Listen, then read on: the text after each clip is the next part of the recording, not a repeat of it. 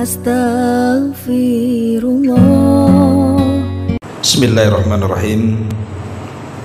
Assalamualaikum warahmatullahi wabarakatuh.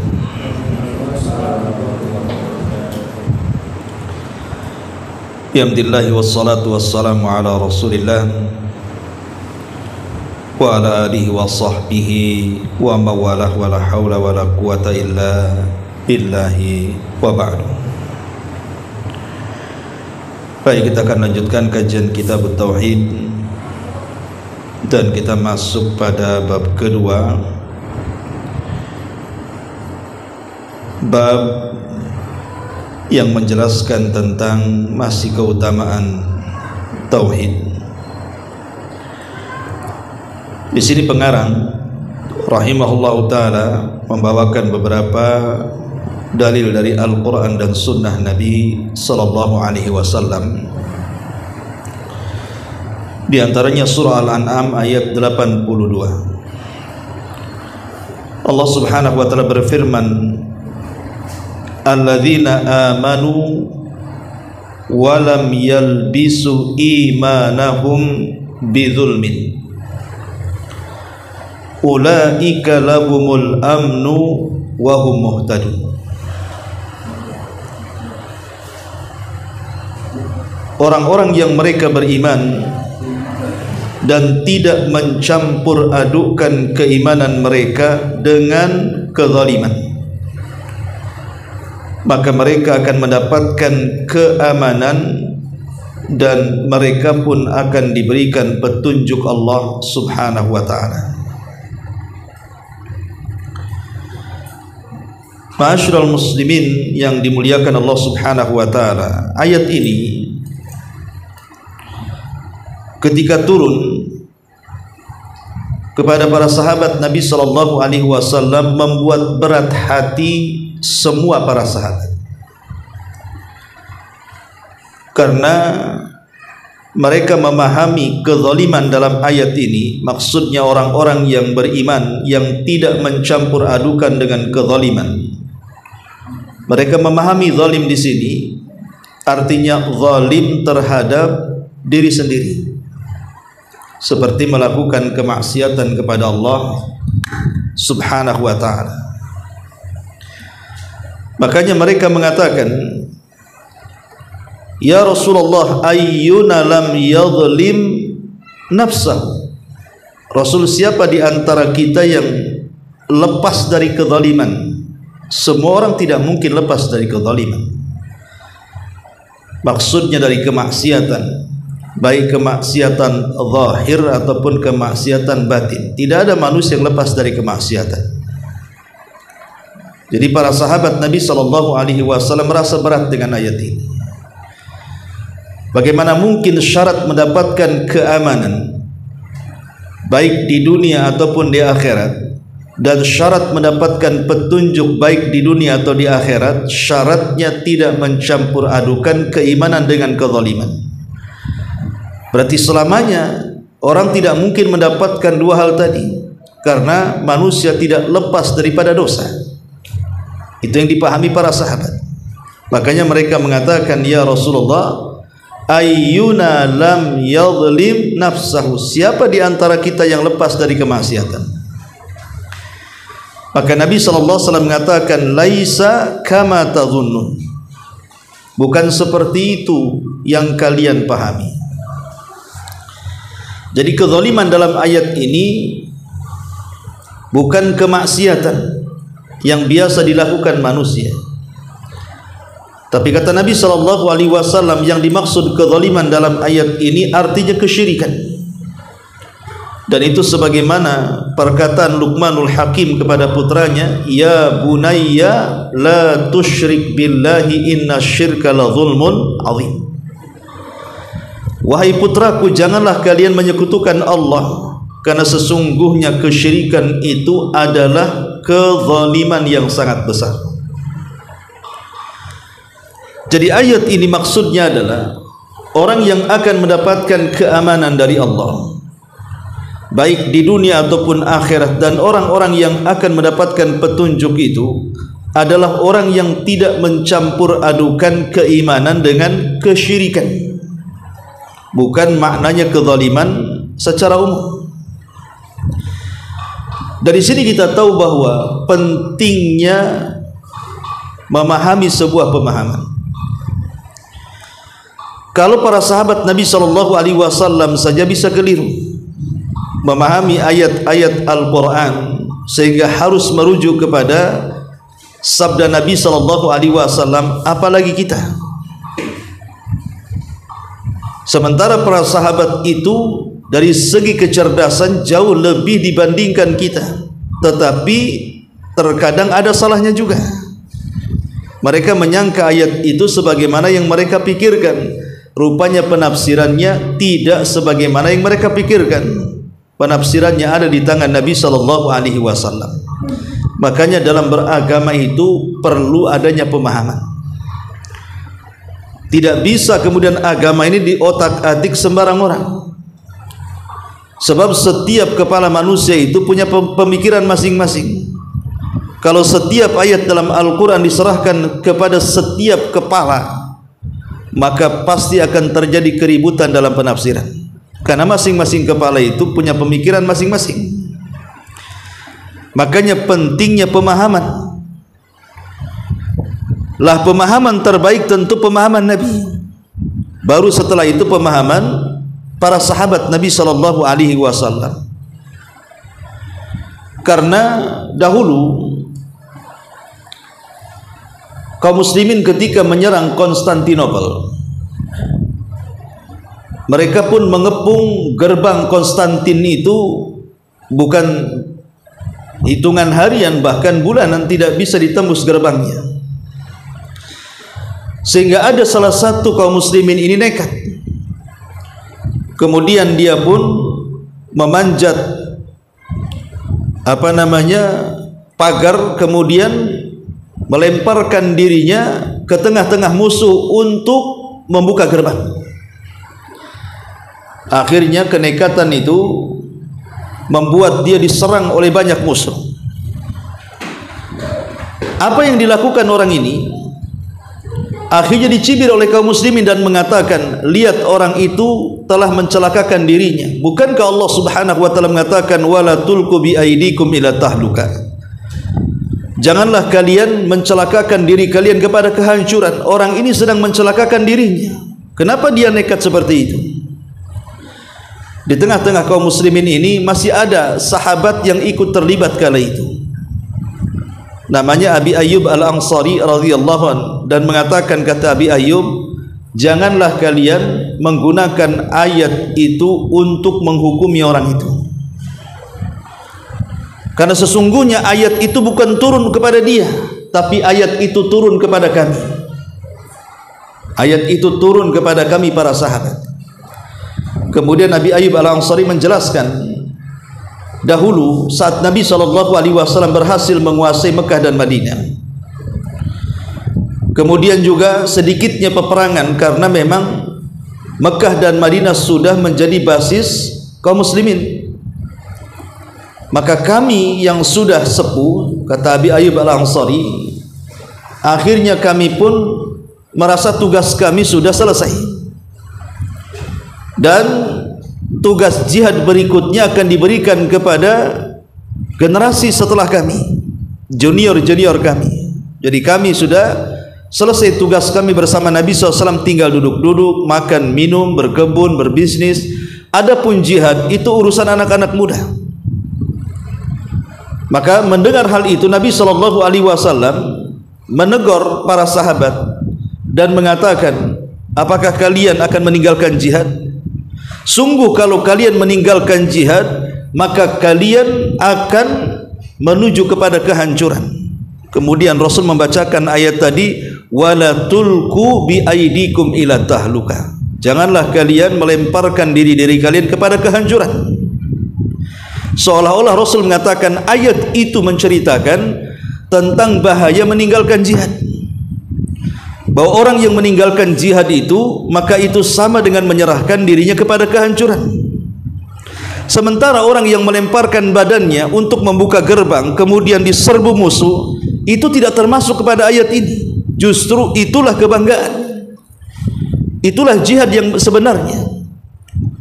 Dari kisah ini kita tahu bahwa pemahaman para sahabat itu penting, karena para tabi'in yang mengepung Konstantinopel itu, mereka menganggap ayat itu untuk menyerang satu di antara mereka yang menjatuhkan diri kepada musuh untuk membuka gerbang. Rupanya kata Abi Ayyub Al-Ansari mengatakan ayat itu tidak ditujukan kepada orang itu, tapi ayat itu ditujukan kepada kami. Dari sini pentingnya kita juga memahami bahwa segala sesuatu yang berurusan dengan pemahaman agama ini dikembalikan kepada Rasul dan para sahabat, karena hanya dengan itu semua pemahaman akan menyatu dan akan menyedikitkan perpecahan di tengah-tengah kaum muslimin. Termasuk pada ayat ini pentingnya mengembalikan pemahaman kepada Rasul. Ketika para sahabat tidak paham dengan ayat ini, maka Nabi SAW menjelaskan tentang makna zalim dalam ayat itu bukan seperti yang dipahami para sahabat, tapi yang dimaksud kezaliman kata Nabi SAW adalah kesyirikan, sebagaimana perkataan Luqman Al-Hakim kepada putranya. Ma'asyiral muslimin yang dimuliakan Allah Subhanahu wa taala, ayat ini masih menjelaskan tentang fadlut tauhid, keutamaan tauhid. Di sini Allah Subhanahu wa taala mengatakan alladzina amanu, orang-orang yang beriman, artinya orang-orang yang mentauhidkan Allah. Walam yalbisu imanahum, dan mereka tidak mencampur adukan tauhid mereka, keimanan mereka, bizulmin, dengan kesyirikan. Maka apa keutamaannya? Maka Allah mengatakan ulaika lahumul amnu, maka mereka akan mendapatkan keamanan. Aman di dunia. Orang yang bertauhid itu merasa aman karena hatinya tenang. Kenapa hatinya tenang? Karena orang-orang yang bertauhid itu punya tempat bergantung yang disebut dengan As-Samad, zat yang seluruh makhluk bergantung kepadanya. Apa yang ditakutkan orang yang bertauhid? Dia tidak akan takut dengan kefakiran, dia tidak akan takut dengan kemiskinan, karena dia yakin bahwa rizki manusia sudah ditanggung Allah. Dia tidak akan takut dengan musuh-musuhnya, karena ada zat yang maha kuat, Allah yang akan melawannya. Jadi orang-orang yang bertauhid itu di dunia saja sudah merasa tenang dan aman, apalagi dalam kuburan mereka terhindar dari azab kubur, apalagi kelak di padang mahsyar mereka akan merasa aman dari kengerian yang terjadi setelah kematian, termasuk ancaman dari neraka. Maka orang-orang yang bertauhid mereka akan diberikan keamanan. Kemudian yang kedua keistimewaannya, mereka juga akan muhtadun, wahum muhtadun, dan mereka akan diberikan hidayah. Jadi orang-orang yang bertauhid itu akan diberikan hidayah oleh Allah. Maknanya orang yang bertauhid itu tahu langkah kakinya ditujukan ke mana. Dia hanya menuju kepada Allah Subhanahu wa taala, tidak mungkin berbelok ke kanan ke kiri yang menyembah kepada selain Allah Subhanahu wa taala. Jadi orang yang bertauhid akan senantiasa diberikan taufik untuk melakukan amal saleh yang benar. Baik, di sini ada faedah yang sangat menarik. Kalimat bizulmin, kalimat kezaliman. Walaupun kita sudah tahu dalam ayat ini bicara soal kesyirikan, namun kita tahu bahwa zalim sendiri, ulama sudah membagi bahwa zalim itu terbagi menjadi tiga. Yang pertama ada zulmul insani nafsahu, kezaliman manusia terhadap dirinya. Yang dimaksud kezaliman kepada diri sendiri, kita berlaku zalim kepada diri kita sendiri, maksudnya adalah sebagaimana firman Allah Subhanahu wa taala, "Tsumma awrasnal kitaba alladziina astafaina min ibadina faminhum zalimun li nafsi." Kemudian kami akan wariskan Al-Quran kepada hamba-hamba kami yang kami pilih dari hamba-hamba kami. Tetapi di antara mereka hamba-hamba kami ada yang menzalimi diri-diri mereka sendiri. Apa maksudnya? Kezaliman yang dimaksud, kezaliman kepada diri-diri mereka sendiri adalah terjerumusnya sebagian manusia kepada kemaksiatan kepada Allah Subhanahu wa taala. Contohnya, dia tidak melaksanakan kewajiban Allah, meninggalkan salat. Itu menzalimi diri sendiri sebenarnya. Karena Allah tidak rugi kalau seandainya kita tidak salat. Yang rugi itu kita.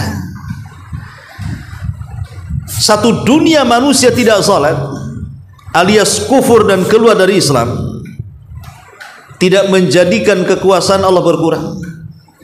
Sebagaimana satu dunia manusia salat dan menambah keimanan mereka pun tidak menambah kekuasaan Allah. Jadi perbuatan kita itu tidak berpengaruh kepada Allah. Mau satu dunia maksiat ya kekuasaan Allah tidak berkurang, mau satu dunia juga taat tidak menambah kekuasaan Allah. Jadi Allah tidak berhajat dengan kita. Lalu siapa yang berhajat dengan solat-solat itu? Ketika kita solat itu hajat kita. Kita yang berhajat kepada solat, bukan Allah berhajat kepada solat kita. Berarti orang yang meninggalkan salat itu sesungguhnya dia sedang menzalimi dirinya, menjatuhkan kepada kerugian. Atau contoh yang lainnya, orang-orang yang menahan zakat, tidak mau membayar zakat, itu kan merugikan diri sendiri. Karena hakikatnya kalau dia tidak mengeluarkan zakat, berarti dia meletakkan harta haram kepada kepemilikannya. Dan harta haram itu tidak membawa berkah, justru membawa bencana. Berarti siapa yang rugi di sini? Apakah orang-orang miskin yang tidak mendapatkan sedekah dan zakat kita? Mereka tidak rugi. Yang rugi kita sebenarnya yang punya harta yang tidak disedekahkan. Akhirnya kemudian kita menyimpan harta-harta haram yang akhirnya harta itu membawa bencana dan meninggalkan berkah. Atau contoh yang lainnya, seseorang berlaku kezaliman kepada dirinya seperti berjudi, mencuri, minum khamar, berzina, dan begitu seterusnya. Seseorang minum khamar jelas diharamkan oleh Allah Subhanahu wa taala, dan sesuatu yang diharamkan itu pasti ada madaratnya kan? Tidak mungkin sesuatu yang diharamkan tidak ada madaratnya. Kaidah secara umum, sesuatu yang diperintahkan baik itu wajib atau sunnah pasti di dalamnya ada maslahat. Dan sesuatu yang dilarang Allah, apakah itu yang diharamkan atau yang dimakruhkan, maka pasti ada madarat di dalamnya. Kita katakan minum khamar memang ada manfaatnya, tapi madaratnya jauh lebih besar. Karena madarat minum khamar ini bukan hanya sekedar menghambur-hamburkan uang, tetapi juga membawa penyakit kepada diri sendiri. Bahkan boleh jadi dari khamar ini dia bisa melakukan kejahatan yang jauh lebih keji. Karena orang yang hilang akal itu bisa melakukan segalanya. Makanya Rasul mengatakan khamar itu ummul khaba'ith, induk daripada seluruh kejahatan. Gara-gara mabok, hilang akal, dia bisa membunuh orang, dia bisa mencaci maki orang, dia bisa menampar orang, dia bisa menyakiti orang, bahkan menyakiti dirinya sendiri. Tidur sembarangan, kadang disolokkan pun dia bisa tidur dia. Nah, ini menunjukkan bahwa inilah kezaliman yang merugikan diri sendiri. Secara global, kezaliman ini artinya seluruh kemaksiatan yang kita lakukan. Ini yang pertama. Kemudian yang kedua, ada namanya az-zulmu li ghairihi, kezaliman kepada orang lain. Bahasa ulama mengatakan az-zulmu la yutrak, kezaliman yang tidak mungkin ditinggalkan oleh Allah Subhanahu wa taala walaupun seseorang yang melakukannya sudah bertobat. Jadi orang yang melakukan kezaliman kepada orang lain, maka ampunannya digantung oleh Allah Subhanahu wa taala. Walaupun kita istighfar ribuan kali, Allah tidak akan meninggalkannya. Tetap dia menanggung dosanya sampai kepada orang-orang yang dizaliminya mengikhlaskan perbuatan zalimnya. Kalau tidak, maka selamanya Allah akan gantung sampai terjadi qisas pada hari kiamat. Ma'asyiral muslimin yang dimuliakan Allah Subhanahu wa taala, contohnya seperti apa? Banyak sekali contoh kezaliman kepada orang. Seperti seseorang melakukan pembunuhan, meneteskan darah seorang muslim. Yang darah itu tidak boleh ditumpahkan, karena dalam Islam membunuh itu ada aturannya. Contoh umpamanya qisas, boleh karena ada aturannya. Seorang pezina yang sudah menikah dirajam sampai mati, boleh karena ada aturannya. Orang yang murtad dipenggal lehernya, boleh karena ada aturannya. Dan itu sebagaimana sabda Rasul sallallahu alaihi wasallam, la yahillu damu mri'im muslim illa bi ihda thalathin. Tidak halal darah seorang muslim ditumpahkan kecuali karena 3 perkara. As-sayyibuz zani, seorang yang sudah menikah berzina. An-nafsu bin nafsi, orang yang membunuh jiwa tanpa dibenarkan kemudian terjadi qisas. Al-mufariq lil attariku lidinihi al-mufariq lil jamaati, orang yang meninggalkan agama alias murtad, atau orang yang memberontak kaum muslimin, maka mereka halal darahnya karena ada aturan namanya. Tapi kalau seandainya membunuh begitu saja, ini kezaliman. Makanya Abdullah ibn Abbas radhiyallahu anhuma menceritakan tentang kisah pada hari kiamat. Nanti orang-orang yang jadi korban pembunuhan itu akan menghadap Allah Subhanahu wa taala, tangan kanannya memegang kepalanya dan tangan kirinya menyeret pembunuhnya. Kemudian dihadapkan kepada Allah Subhanahu wa taala, kemudian dia mengatakan, ya Rabb, sal hadza lima qatalani. Ya Rabb, tanya orang ini, kenapa dia sampai membunuhku? Tanya orang ini, kenapa dia sampai membunuhku? Coba bayangkan, di Batam saja setiap hari kita mendengar adanya pembunuhan. Sampai bayi-bayi yang tidak berdosa gara-gara lahir di luar nikah saja kita sering mendengar kasusnya. Bagaimana bayi-bayi ini dicampakkan begitu saja, diletakkan di kardus, di tong sampah, di got dan begitu seterusnya, sampai akhirnya nyawanya melayang. Bukankah Allah yang mengatakan wal mau'udatu su'ilat bi ayyi dzambin qutilat, dan bayi-bayi itu akan ditanya atas dosa apa mereka dibunuh. Jadi bayi-bayi itu kelak nanti pada hari kiamat menghadap Allah, menyeret orang tuanya, kenapa sampai dibunuh, dan mengatakan, ya Rabb, sal hadza lima qatalani. Ya Rabb, tanya orang tuaku ini, kenapa dia sampai membunuhku? Jadi kezaliman kepada orang ini tidak sesederhana, karena di sana ada qisas. Atau contoh yang lainnya, memakan harta anak yatim. Allah Subhanahu wa taala mengatakan, innal ladzina ya'kuluna amwalal yatama zulman innama ya'kulu fi butunihim nara. Innama ya'kuluna fi butunihim nara. Sesungguhnya orang-orang yang memakan harta anak yatim secara zalim, hakikatnya mereka telah meletakkan bara api dalam perut-perut mereka. Sekarang banyak orang-orang yang menelantarkan anak-anak yatim. Terkadang ibunya sendiri melantarkan anaknya yang yatim. Contoh mamanya, ayahnya meninggal, membawakan harta. Harta ayah ini kan ada hak anak sebagai waris, bahkan paling besar dibandingkan ibunya sebagai istri daripada suaminya. Tapi betapa banyak kemudian ibu-ibu yang kurang ajar, tidak merawat anaknya, kemudian dia kawin lagi dengan laki-laki yang lain, malah kemudian suami yang baru menguasai hartanya dan anaknya ditelantarkan. Itu kan terjadi banyak sekali kasus-kasus seperti ini. Belum lagi kemudian orang tuanya yang sudah dua-duanya meninggal. Terkadang harta itu dikuasai oleh saudara-saudaranya, oleh paman-pamannya. Terkadang mereka yang tidak layak mendapatkan waris menguasai harta. Lah sama saja juga mereka memakan harta anak yatim. Atau mungkin yang bersifat lembaga, membuat panti-panti asuhan, mengatasnamakan panti asuhan anak yatim. Tapi apa yang terjadi? Justru pemilik panti asuhan yang kaya raya, rumahnya bagus, punya kendaraan, makan enak, si yatim ini miskin, hanya disuruh-suruh menggendong proposal ke sana kemari, ataupun dijadikan korban nama untuk mengeruk kekayaan orang-orang yang iba kepada mereka. Dan ini banyak terjadi kasusnya. Ini zalim kepada orang lain, dan mereka akan memakan api atau bara api kelak pada hari kiamat di perut-perut mereka. Atau contoh yang lainnya adalah memakan harta manusia secara zalim. Dan itu banyak sekali contohnya, umpamanya para pedagang yang mereka kemudian curang dalam berjualan, mengurang-urang takaran, mengurang-urang timbangan, mengurang-urang meteran, ya.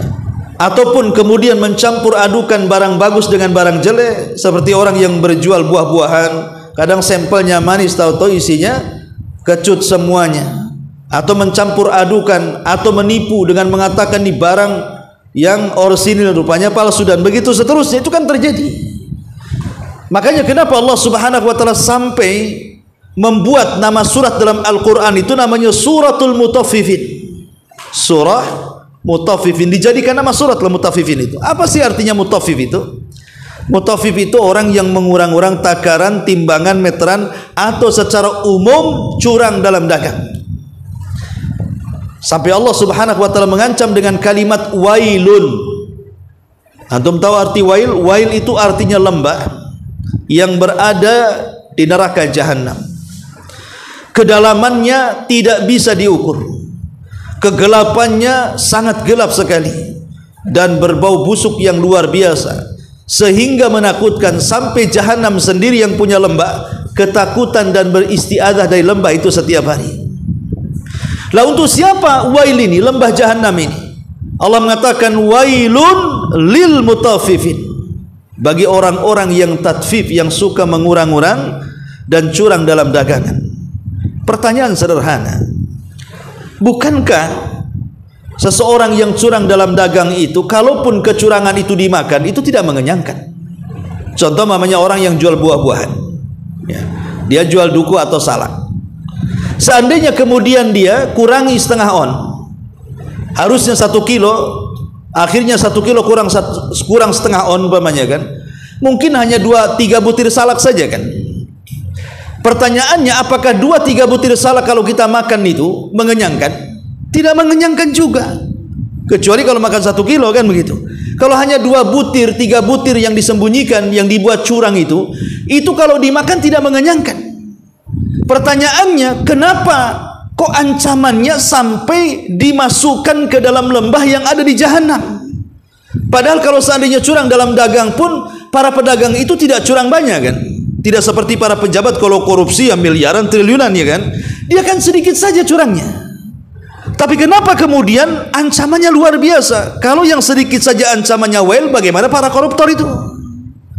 Maka jawabannya harus diingat bahwa yang namanya pembeli itu sesuatu yang tidak bisa kita kenali. Anda sebagai pedagang, datang pembeli itu bukan satu orang, kadang bisa puluhan, bisa ratusan dalam sebulan yang membeli dagangan kita itu. Apakah kemudian para pedagang itu paham bahwa di antara pembeli itu ada orang miskin, di antara pembeli itu ada anak yatim, di antara pembeli itu ada janda-janda yang susah, di antara pembeli itu mungkin boleh jadi untuk sedekah, ya kan? Kalau seandainya kemudian dia mengurang-urang, rupanya pembeli itu anak yatim, sama dengan memakan harta anak yatim. Kalau pembeli itu orang miskin, berarti sama dengan memakan harta orang miskin. Kalau pembeli itu untuk bersedekah, sama mengurangi sedekah. Itulah di situ rahasianya kenapa Allah Subhanahu wa taala sampai murka dan mengatakan wailun lil mutaffifin. Celaka bagi orang-orang yang suka tatfif, mengurang-urang itu. Kalau yang mengurang-urang, yang keuntungan sedikit saja diancam dengan wail, macam mana para pejabat, para menteri yang mereka korupsi uang negara yang jumlahnya bukan miliaran, triliunan lagi. Mungkin bukan tempatnya di well lagi, lebih tinggi dibandingkan neraka well. Ya. Ma'asyiral muslimin yang dimuliakan Allah Azza wa Jalla. Ini contoh yang lainnya. Kemudian contoh yang lainnya juga tentang kezaliman kepada orang lain, seperti at-ta'addi ala hukukil muslimin, melampaui batas kepada hak-hak yang harus diterima kaum muslimin. Dalam Islam ini ada aturan-aturan baku.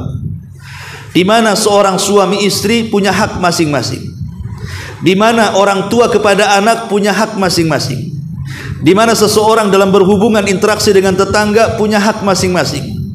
Hubungan kita kaum muslimin punya hak masing-masing. Bahkan hubungan kita dengan orang kafir pun punya hak masing-masing. Terkadang di antara kita itu ada yang belum sempurna atau bahkan tidak melaksanakan haknya. Mungkin seorang istri zalim kepada suami atau sebaliknya. Anak zalim kepada orang tua atau sebaliknya. Seseorang zalim kepada tetangga atau sebaliknya. Seseorang zalim kepada kaum muslimin atau sebaliknya. Itu terjadi di masyarakat. Lah ini sering terjadi. Ini namanya kezaliman lil ghair namanya. Dan semuanya akan dituntut pada hari kiamat. Makanya kenapa kelak pada hari kiamat saat manusia dibangkitkan, Allah Subhanahu wa taala sampai mengatakan yauma yafirrul mar'u min akhi wa ummihi wa abi wa sahibatihi wa bani likulli imri'in minhum yauma idzin sya'nun yughni. Nanti pada hari kiamat ketika manusia dibangkitkan, seseorang akan lari dari saudaranya, seseorang akan lari dari bapa dan ibunya, seseorang akan lari dari anak dan istrinya, masing-masing disibukkan dengan perkaranya.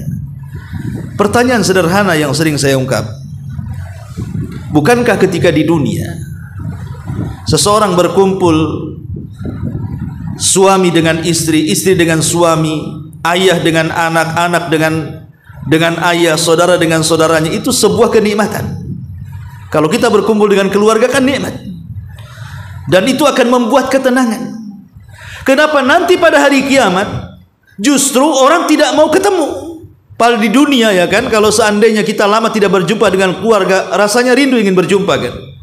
Tapi nanti pada hari kiamat orang tidak mau ditemui. Apakah suami ditemui istrinya atau sebaliknya, anak ditemui orang tuanya atau sebaliknya, saudara dengan saudaranya atau sebaliknya, orang akan menjauh satu persatu. Pertanyaannya, kenapa mereka sampai menjauh? Bukankah berkumpul lebih tenang? Karena mereka takut kalau seandainya pahala mereka akan diambil oleh orang lain dan dosa orang lain akan dipikulnya. Kenapa kemudian suami lari dari istrinya? Karena boleh jadi di dunia mungkin suami ini belum memberikan hak terbaik kepada istrinya, nafkah terbaik kepada istrinya, sehingga dia merasa bersalah. Dan kalau berjumpa di akhirat takutnya pahala dia dari ibadah-ibadah yang diambil istrinya, makanya gak mau ketemu. Atau sebaliknya, mungkin seorang istri ketika di dunia dia kurang hak kepada suaminya, tidak melayani dengan baik, ketika di akhirat tidak mau ketemu. Kenapa? Karena dia merasa bersalah, takut kalau ketemu pahalanya diambil. Atau boleh jadi anak kepada orang tua juga begitu. Mungkin ada anak yang durhaka dengan orang tuanya, belum memberikan hak terbaik, saat ketemu di akhirat akan menyingkir dari orang tuanya, takut pahalanya diambil. Atau begitu juga sebaliknya, orang tua mungkin belum bisa mendidik anaknya, akhirnya punya kesalahan. Itulah yang membuat mereka lari, tidak mau berjumpa.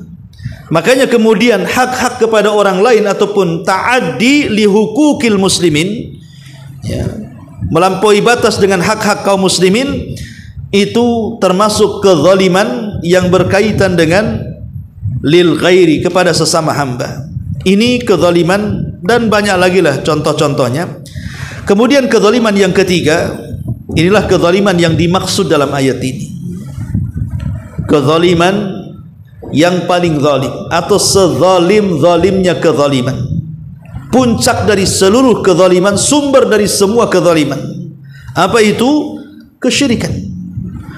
Kezaliman yang tidak mungkin terampuni di hadapan Allah Subhanahu wa taala kalau dia mati tidak bertobat kepada Allah Subhanahu wa taala. Kenapa kesyirikan ini adalah sezalim-zalimnya kezaliman? Sebagaimana perkataan Luqmanul Hakim di awal tadi, ya bunayya la tusyrik billahi inna syirka la zulmun azim. Wahai anakku, janganlah kalian berlaku menyekutukan Allah, karena kesyirikan itu sezalim-zalimnya kezaliman. Ada sekurang-kurangnya 3 alasan kenapa kesyirikan itu menjadi kezaliman yang sangat zalim, puncak dari semua kezaliman. Pertama, ya, karena kesyirikan itu sama dengan mengurangi kesempurnaan Allah Subhanahu wa taala. Ingat, kita ini meyakini bahwa Allah Subhanahu wa taala itu zat yang maha sempurna. Dari semua aspek, Allah itu zat yang maha sempurna, baik nama-namanya ataupun sifat-sifatnya. Karena tidak layak menjadi Tuhan kalau tidak sempurna. Tuhan itu harus sempurna dari segala hal, baik nama-namanya atau sifat-sifatnya.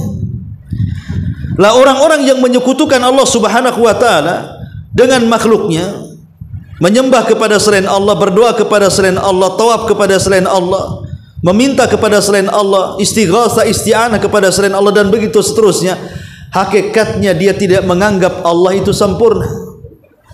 Seolah-olah orang yang menyekutukan Allah bahwa di sana ada selain Allah itu yang jauh lebih kuat, bisa mengabulkan keinginannya, makanya berpaling kepada selain Allah. Itu kan sama dengan menganggap Allah ini banyak kekurangan. Sebab kalau dia menganggap Allah sempurna, ngapain dia berdoa kepada selain Allah? Berdoa saja kepada zat yang maha sempurna. Nanti dia juga akan mengabulkan, karena dia sempurna dengan kekayaannya, sempurna dengan kekuatannya. Kenapa dia meminta kepada selain Allah? Berarti dia menganggap ada kekurangan di sisi Allah Subhanahu wa taala kan? Dan ini kekurangan ajaran. Ini kekurangan ajaran orang-orang yang menyekutukan Allah, langsung ataupun tidak, dia menganggap Allah itu tidak sempurna dan banyak kekurangan. Ini yang pertama. Yang kedua, bahwa kesyirikan itu menyelisihi maksud penciptaan dan perintah. Bukankah Nabi Allah Subhanahu wa taala pada minggu yang lalu sudah kita bahas tentang surah Az-Zariyat ayat 3, Allah mengatakan, wa ma khalaqtul jinna wal insa illa liya'budun. Tidaklah aku ciptakan jin dan manusia kecuali tujuannya untuk beribadah kepada Allah. Jadi tujuan Allah menciptakan kita itu supaya kita mentauhidkan Allah. Bukan tujuan kita saja, bahkan diciptakan langit dan bumi, tegaknya langit dan bumi, diciptakannya sorga dan neraka, itu semua karena tauhid. Diutusnya para nabi, diturunkannya kitab-kitab, bahkan disyariatkan jihad. Karena apa? Semua karena tauhid.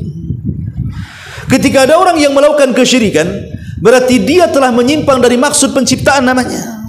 Dia tidak paham bahwa dia diciptakan untuk apa itu sebenarnya. Dia linglung, dia tidak tahu maksud penciptaan dia. Makanya kenapa kesyirikan itu kezaliman? Karena dia menyelisihi tujuan Allah menciptakan kita. Harusnya kita ini jalan lurus, malah kemudian kita belok. Berarti dia lancang dengan Allah Subhanahu wa taala yang menciptakan kita, yang tujuannya hanya menyembah zat yang menciptakannya saja. Ini yang kedua. Yang ketiga, karena hakikatnya orang yang melakukan kesyirikan itu, dia telah menyerupakan Allah dengan makhluk. Dia telah menyerupakan Allah dengan makhluk. Bagaimana Allah diserupakan dengan makhluk?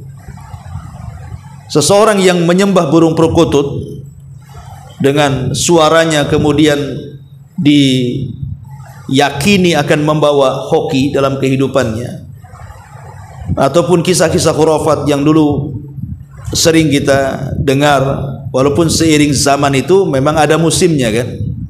Musim ikan lohan, semua beli lohan, hilang lohan, tak tahu ikan apa lagi. Kemudian sampai kepada apa itu, janda bolong, bunga-bunga itu kan, hilang juga. Kemudian datang lagi macam-macam di negeri kita, sampai terakhir gila batu aki. Kan pernah kan dulu gila batu aki kan, sampai warung Padang disulap jadi warung batu aki.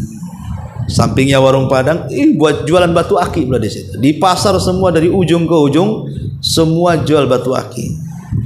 Bahkan penjualnya dia bisa berbual. Kalau kita datang ke mereka, justru mereka yang berbual, ini batu aki ini bagus, ini untuk jodoh, ini untuk rezeki, untuk ini. Dia sendiri kere jual batu aki. Kenapa dia kemudian mengatakan untuk rezeki? Dagangan dia aja nggak laku.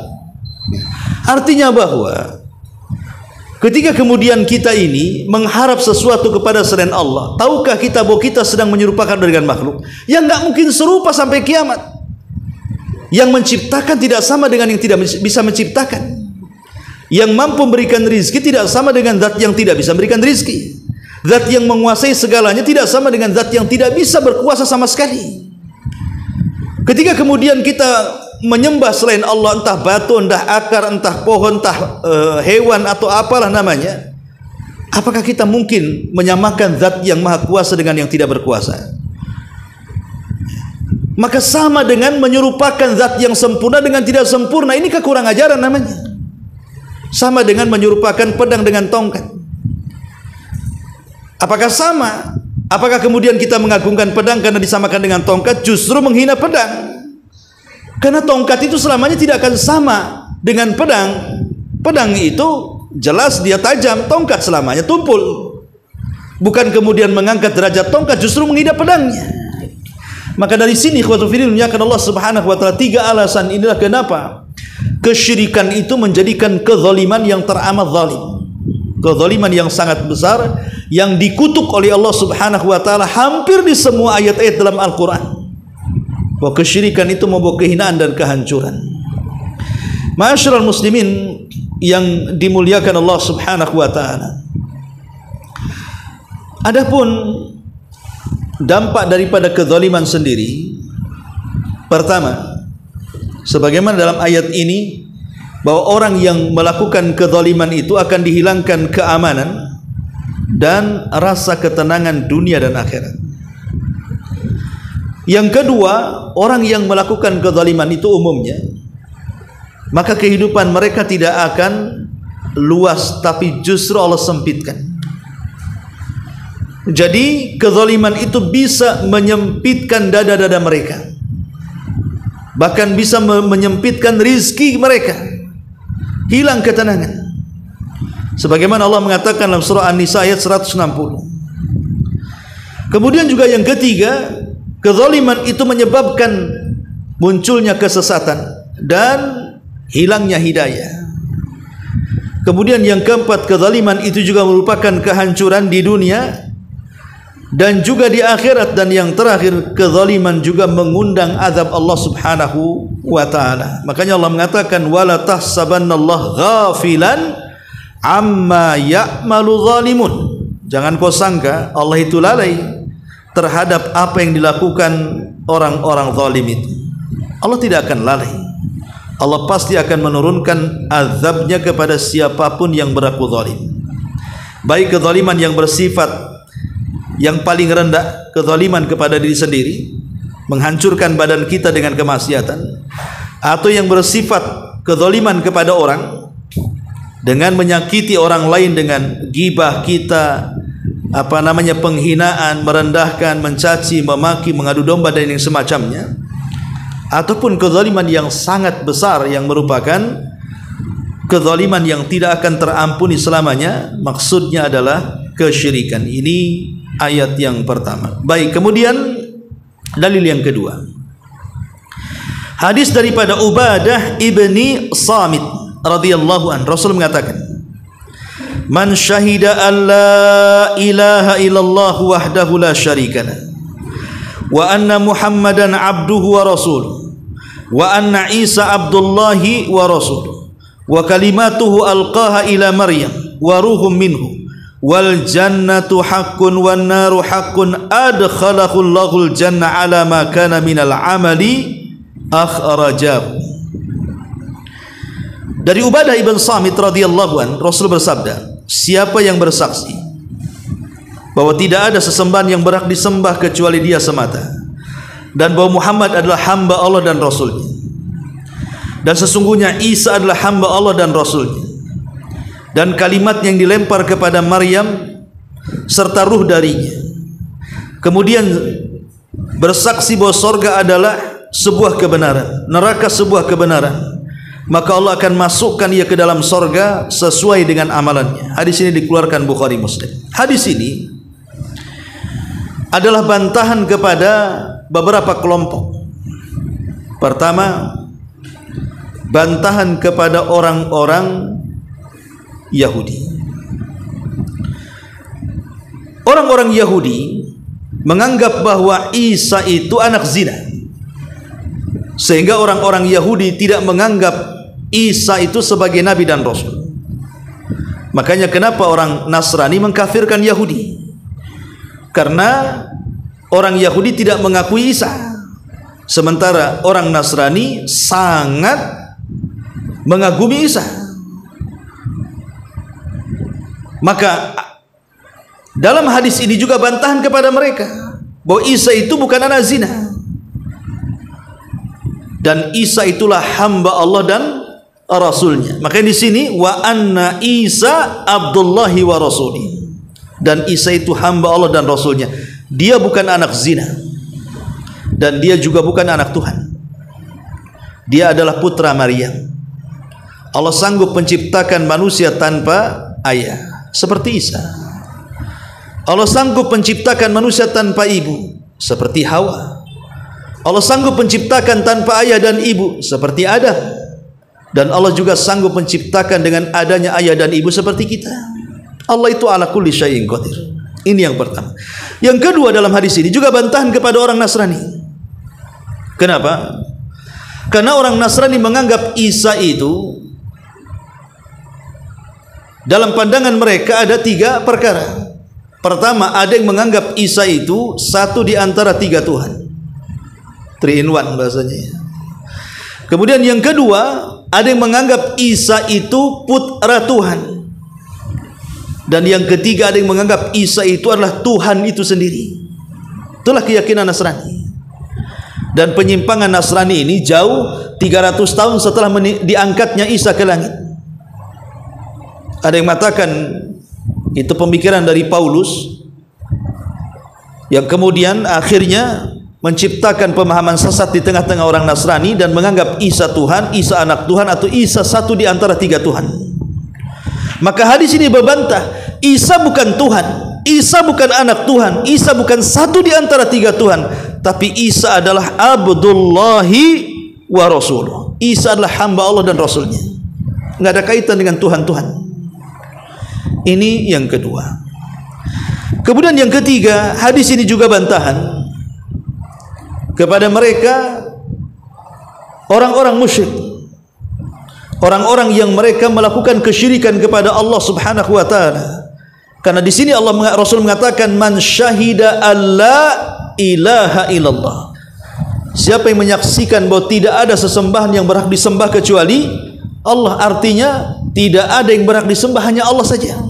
Ini artinya tauhid. Dan ini membantah orang-orang yang melakukan kesyirikan, entah mereka menyembah nabi, menyembah malaikat, menyembah orang saleh, atau menyembah yang lainnya. Kemudian yang keempat, hadis ini juga membantah kepada siapa? Ahlil bidah,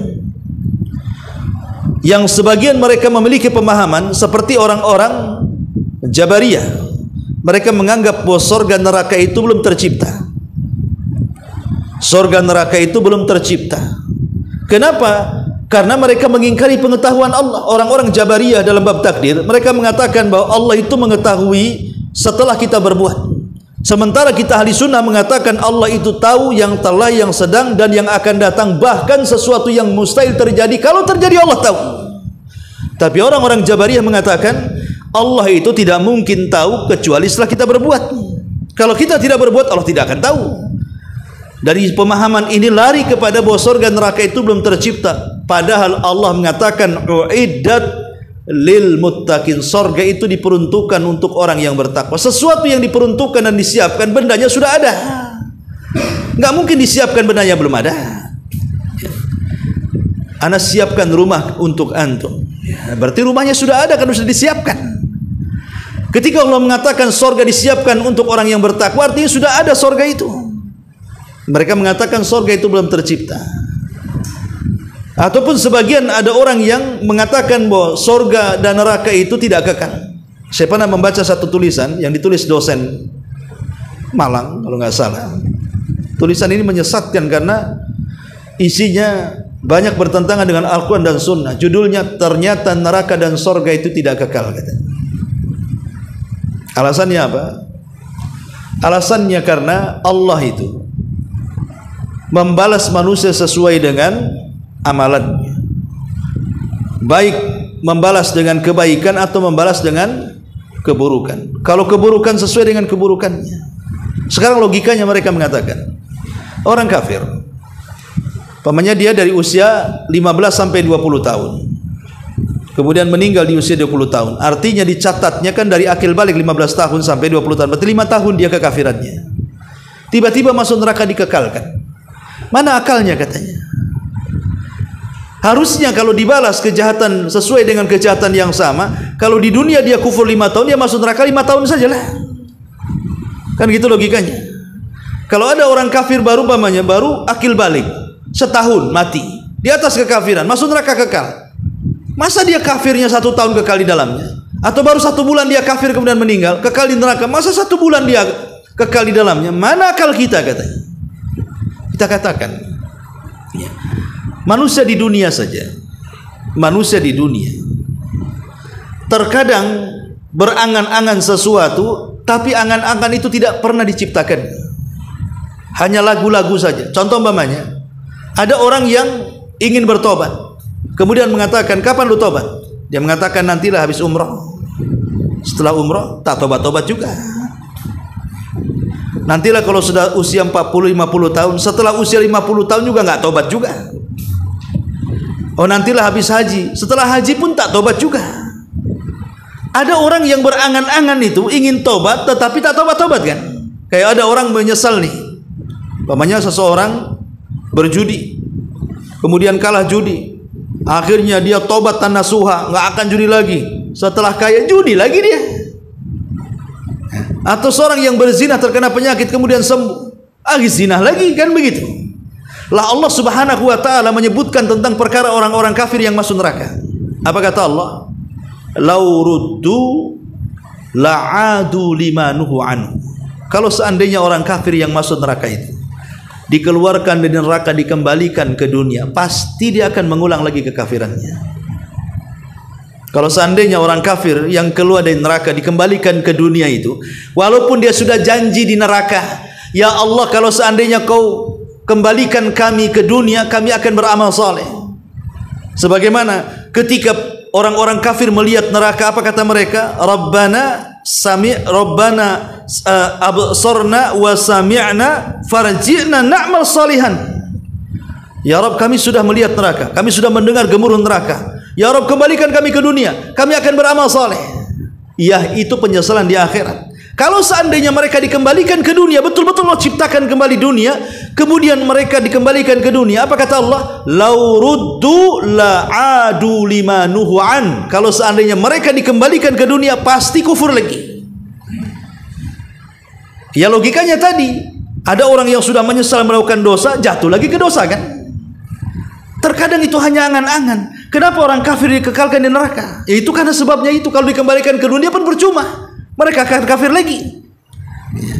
Ma'asyiral muslimin yang dimuliakan Allah Azza wa Jalla. Lah, dari sini juga bantahan kepada mereka yang mengingkari adanya neraka dan kekekalan keduanya. Kita katakan neraka dan sorga itu hak adanya. Maka di sini Rasul mengatakan, wal jannatu haqqun wan naru haqqun. Neraka itu hak, sorga itu hak. Ada keduanya, kekal keduanya, berdasarkan nas Al-Quran dan sunnah Nabi sallallahu alaihi wa ala alihi wasallam.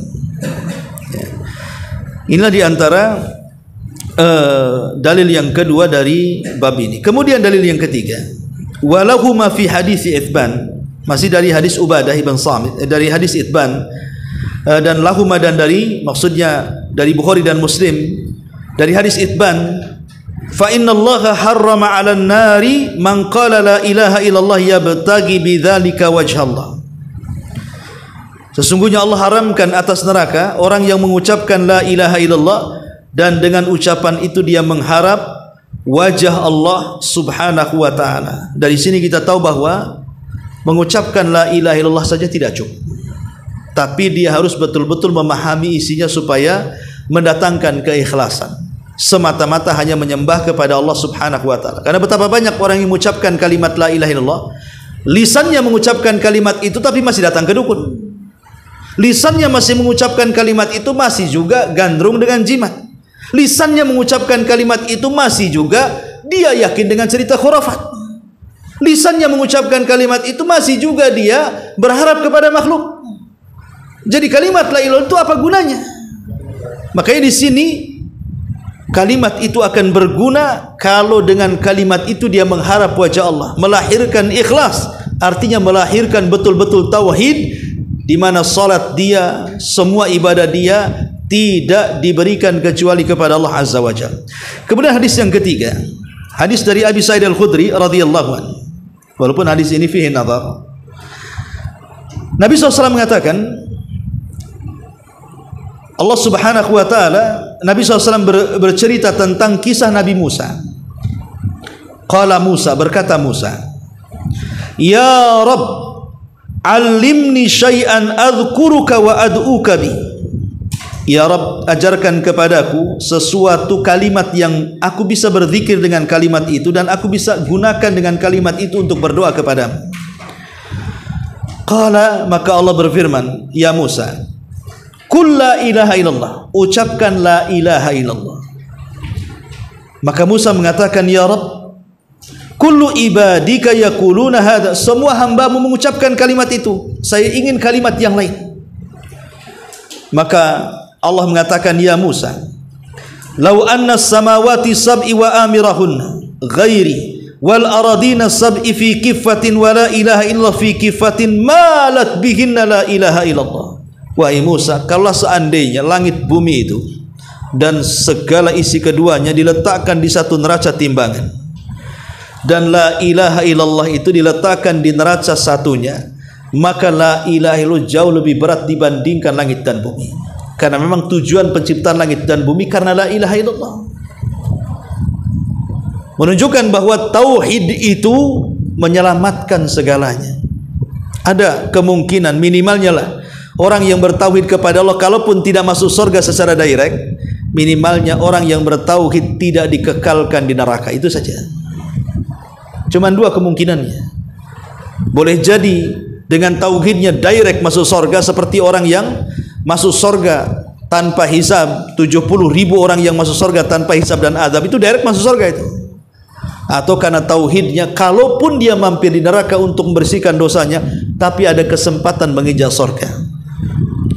Ma'asyiral muslimin wal muslimin yang dimuliakan Allah Azza wa Jalla, hadis terakhir, hadis Tirmidzi dari Anas bin Malik radhiyallahu an, Rasulullah SAW bersabda, "Ya ibna Adam, law ataitani bi qurabil ardi khataya thumma lakitani la tusyrik bi syai'an la ataituka bi qurabiha maghfiratan." Wahai anak Adam, kata Allah, seandainya kau datang kepadaku dengan seberat bumi kesalahan, tapi kau datang menemuiku dan tidak menyekutukan aku dengan yang lainnya, maka aku pun akan datang kepadamu dengan seberat ampunan yang sama dengan kesalahan. Lihat bagaimana tauhid itu bisa menghancurkan dosa-dosa. Ingat hadis Bitokoh ya, saya tutup dengan hadis Bitokoh. Jadi hadis Bitokoh itu artinya kartu sakti. Ya. Nanti pada hari kiamat ada satu orang dihadapkan di hadapan Allah dan dipermalukan di halayak manusia yang berkumpul di padang mahsyar, sambil membawa 99 catatan di tangannya. Kemudian Allah mengatakan, bentangkan satu catatanmu sekarang.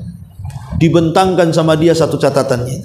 Rupanya jauhnya sejauh mata memandang. Itu baru satu catatan, semua isi keburukan dia. Kemudian Allah mengatakan, coba lihat catatanmu, apakah ada yang salah tulis? Dia mengatakan tidak. Coba lihat catatanmu, apakah malaikatku juga salah tulis? Dia mengatakan tidak ya Rabb. Ini semua kecatatanku, semua benar. Kata Allah, alaka hasanah, kira-kira kau punya kebaikan untuk membandingi catatan ini? Dia mengatakan, ya Rabb, kalaupun aku kebaikan buat apa? Tidak sebanding dengan catatan keburukan. Ini baru satu, macam mana pula dengan 98-nya? Akhirnya dia sudah mulai lemas, dia pun mulai melangkahkan kakinya ke neraka. Maka Allah panggil, tunggu dulu ya fulan, sesungguhnya engkau punya kebaikan. Dikeluarkanlah satu kartu sakti, bertuliskan la ilaha illallah. Kemudian Allah membawa timbangan. Kemudian 99 catatan keburukan diletakkan di satu timbangan. Kemudian kartu yang bertuliskan la ilaha illallah itu diletakkan di satu neraca timbangan. Tiba-tiba kartu sakti itu lebih berat dibandingkan 99 catatan keburukannya. Artinya orang ini saat mati masih mentauhidkan Allah. Boleh jadi yang 99 itu semua dosa besar. Mungkin dia zina, dia maling, dia merampok, dia membunuh, dia menelantarkan keluarga, dia menghardik anak yatim, sebutkan ya. Tapi dia tidak pernah menyembah kecuali kepada Allah. Hatinya masih mentauhidkan, gitu maksudnya. Sehingga tauhidnya bisa menyelamatkan dia. Dari sinilah pengarang nanti ada bab bahwa tauhid itu bisa yukaffiru, bisa menggugurkan dosa-dosa dan kesalahan. Inilah diantara bab yang kedua dari kitab Tauhid. Baik, sebelum saya tutup, kalau ada yang bertanya silakan.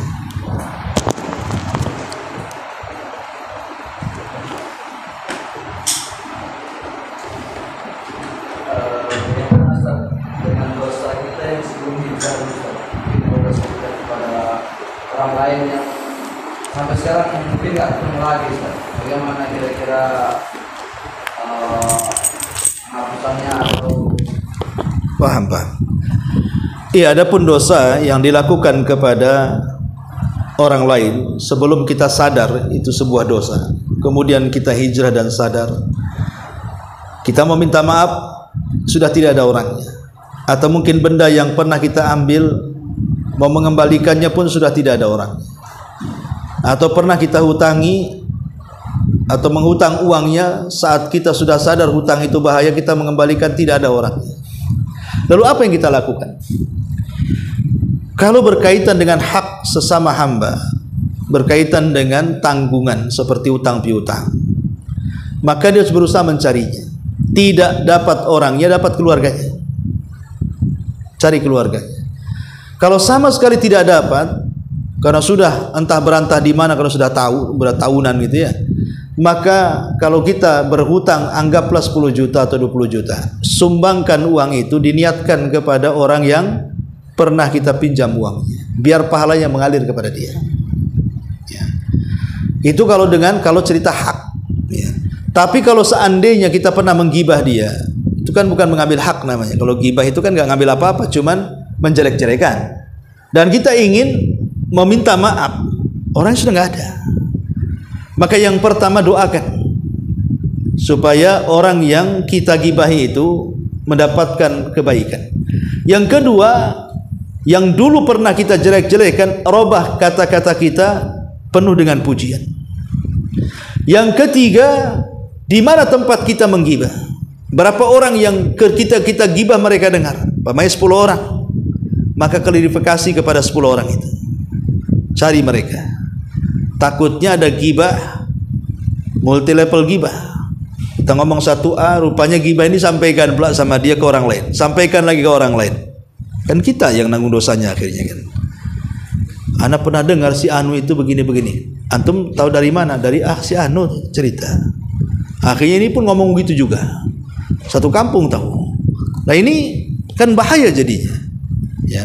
Tetapi ikhwatu fillah muliakan Allah azza wajalla, semua kalau kita taubatan nasuha, betul-betul taubat menyesal, kemudian kita mencari orang itu minta maaf, kalau itu memang sudah kita upayakan, semua terserah Allah nanti. Allah maha tahu dengan niat kita kok.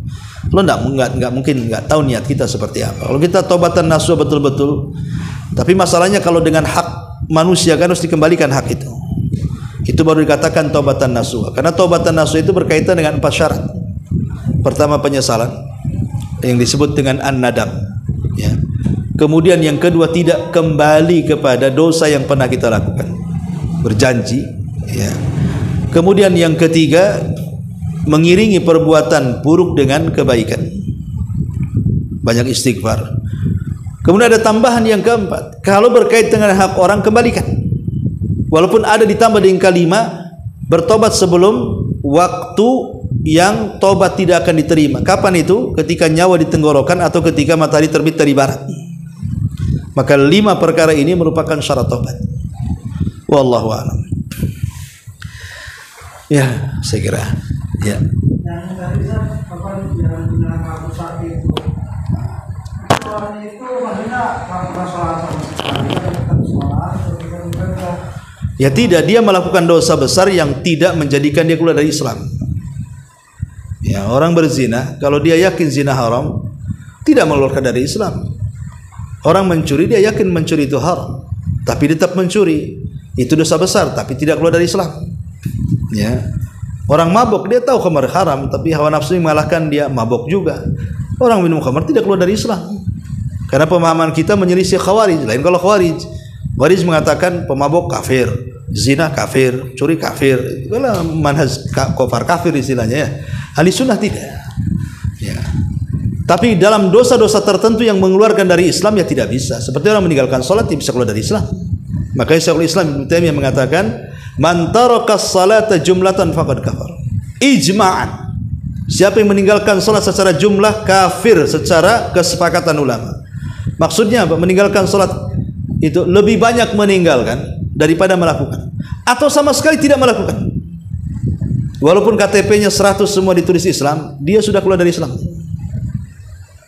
Walaupun dia pakai peci gitu ya, mau sarung, mau apa, atribut itu nggak ada guna kalau orang meninggalkan sholat.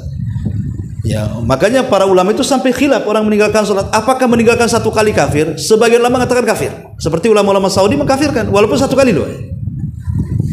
Bin Baz, Utsaimin, ulama-ulama Saudi semua mengatakan kafir, walaupun satu kali. Makanya orang meninggalkan satu kali harus tobat, ya, harus bersyahadat lagi. Walaupun pendapat Syekh Albani berbeda. Lihat orang yang meninggalkannya. Kalau dia masih meyakini sholat wajib, maka kalau meninggalkan dia fasik. Tapi kalau dia meninggalkan karena tidak menganggap sholat wajib, ya jelas kafir.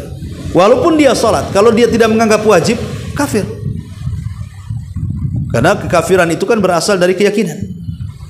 Sholat ataupun tidak sholat, kalau sudah mengingkari kewajiban sholat 5 waktu, pasti dia kafir. Karena mengingkari sesuatu yang maklum secara darurat. Semua kaum muslimin tahu sholat wajib, kenapa diingkari? Ya, jadi harus dipahami seperti itu. Wallahu a'lam. Baik, sampai di sini. Subhanallah bihamdika, asyhadu an la ilaha illa anta astaghfiruka wa atubu ilaik. Allahu taala alam. Assalamualaikum warahmatullahi wabarakatuh.